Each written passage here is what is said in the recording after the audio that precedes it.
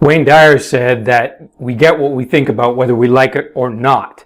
In this video, I'm going to share with you how to win in the courtroom of your mind, because unless you are managing your thoughts, your life is going to be a complete reflection of what you've been thinking about, whether you like it or not. So as I said, Wayne Dyer said that what we think about, we get what we think about all the time. And Dr. Joseph Murphy also said that what we think and feel we create, and we create what we believe. So if we are creating our lives through our thoughts, then we must get our thoughts under control, right? And how do we get them under control? Well, we have to become more aware. We have to become more conscious. We have to look at what we're thinking and what we're saying and what we're doing and what's being reflected back to us. I believe that life isn't happening to us, it's responding to us. And when life responds to us with the people, circumstances, and events that come our way every day and every week, then we can recognize those patterns.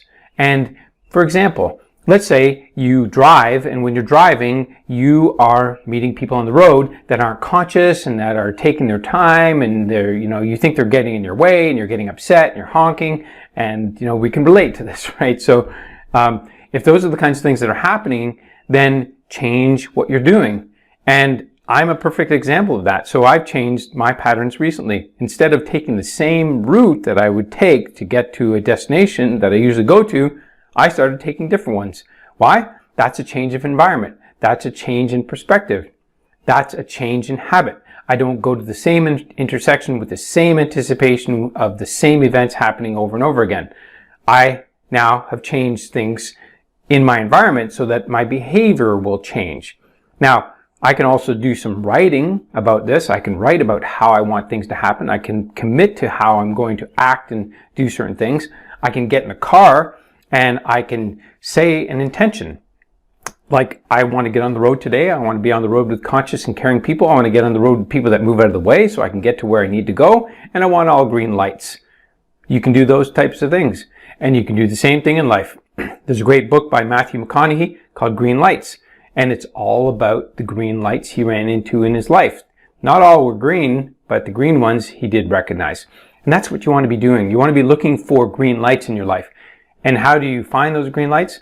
Well, through your thoughts. It's what you think. It's what you think about the most. Napoleon Hill in Think and Grow Rich talked about dominant thoughts. So what are our dominant thoughts? Dominant thoughts are the things that we think about the most. So as you go throughout your day, if you're not thinking about the kinds of things that you want and the circumstances that you would like to experience, then life is just going to throw things at you. You might want something that's challenging in your life, and you're going to receive challenges. In fact, Jack Canfield taught me something really powerful. Anytime you try to do something significant in your life that requires any amount of change, you're going to run into three things. And those three things are considerations, fears, and roadblocks. They always show up. Sometimes roadblocks show up in the form of a family member being ill and in the hospital. That's a roadblock. Sometimes a consideration shows up where, you're looking at taking a step forward and doing something, and then you see another option. And now you have a consideration. You're like, which one is better? And you have to make a decision. Also, you might run into some fears. Fear is part of our emotions. It's one of our emotions. So you run into fears and you start wondering, is this a good move? Should I do this? What's this going to look like? How's my life going to change? How are people going to respond to this? Will I be criticized? What will people think? And what will people think, by the way, is the number one reason why people don't take action. According to Napoleon Hill in Think and Grow Rich, what people think of us is the greatest showstopper. It's what gets people held up and caught up in their own psychology and wondering what to do. They get caught in this courtroom of their own mind. They start battling with each other, with themselves. And guess what? As soon as we're conflicted with ourselves, we want something, and then we're not taking action towards it, we're conflicted. Now we're conflicting with ourselves, and we are trying to live a great life, but we're conflicted. We're saying, I want this kind of life. I want these experiences. I want my business to grow, but we're not taking the actions to make that happen. So then we don't get the evidence. We don't get the results from that because there are no results. We're not taking action. So remember what I taught you before about Bob Proctor. He said, when we start writing something, we write down what we want, our intentions. We write it. that causes us to think. So we're thinking thoughts about it, right? The thinking will cause us to feel. As Louise Hay taught us, feelings are thoughts moving through our body. So it causes us to feel. And then once we are feeling things, we get into our emotions. The emotions get turned on. We want joy. We want excitement. So then what do? We take action.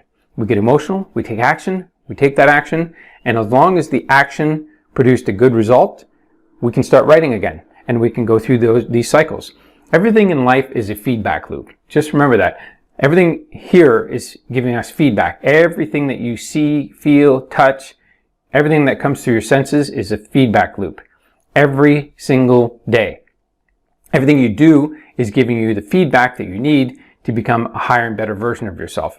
And so if you're not moving forward and you're not getting the kind of results you want, and the feedback loop isn't working for you, and you're getting annoyed, and you're upset most of the time, or you're disgruntled, or you're trying to drown this noise out, this confusion with media or TV or shows of some kind, or video games, wherever it might be, or alcohol. These are the kinds of things that are going to keep you where you're at. They're going to keep you at a low level.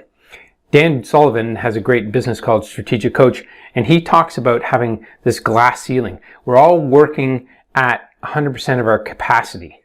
Every one of us, you're working at 100% of your capabilities. You're doing the best you can with what you have. But it's a glass ceiling. And until you become more aware, then you'll become better. There's a great author who talks about, 5 years from now, that unless you do more reading or meet people, those are the only things that will change your life. If you read and study and meet new people, everything else will be the same. Unless you do those things, everything else is going to be the same. Your environments, the people. So you need to make new relationships, and you need to learn. And if you're not doing that, then things are not going to progress for you.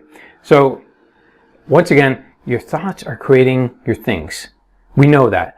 Theology teaches it. It's in the Bible. It's everywhere in different science literature. So we don't have to question it. It's proven. We know that our thoughts are creating our things. They compound over time.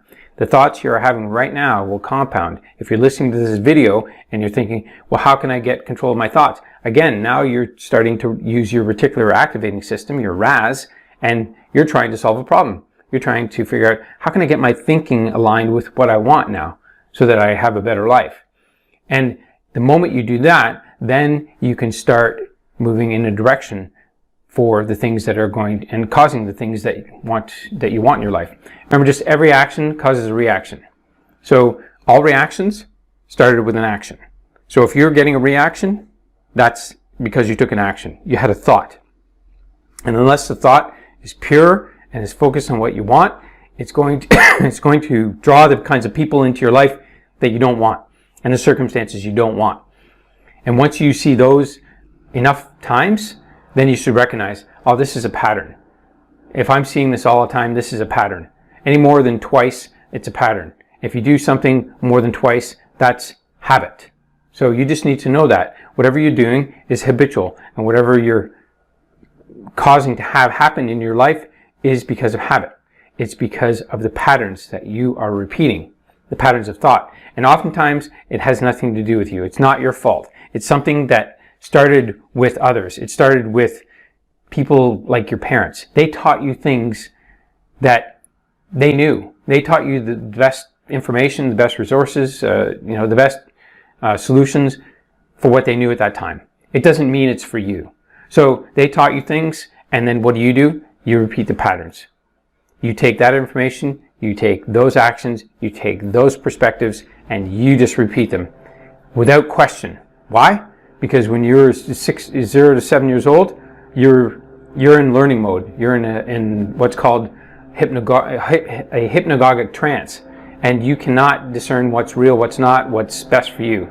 So those are the kinds of things that cause you to stay the way you are and cause you to become like your parents. And you can see yourself as a reflection of your parents sometimes. And oftentimes it's unsettling because you're just wondering, hey, why am I doing what they did?